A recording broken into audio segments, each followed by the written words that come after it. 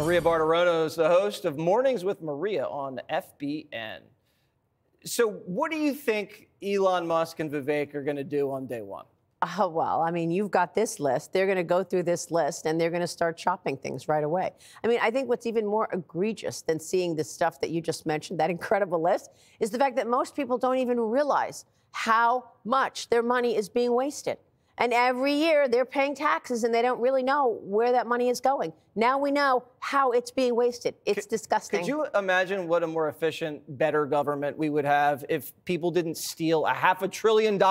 If the budget's $7 trillion and they're stealing $500 billion, we wouldn't even be in debt if we could clean that up in a couple decades. And who's accountable? I mean, why is it that we are watching this fraud and this stolen money every year? Who's accountable? Is there? It's like is there a cop? Is there like a cop in charge of the spending? Yeah. Doesn't Treasury? I guess now we have two cops, Vivek and Musk. So the Democrats are going to fight this, Maria. The Democrats are going to be against reducing the debt. Yeah, apparently because it's Trump.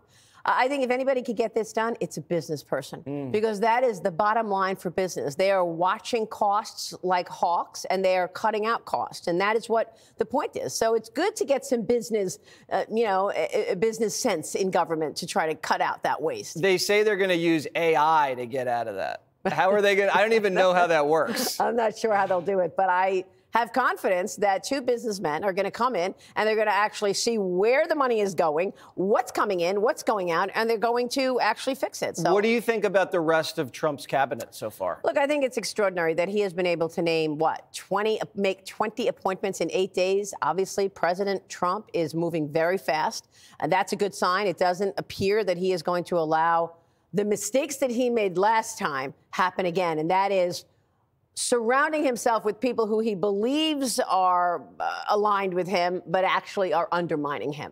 And I think that's one of his priorities here.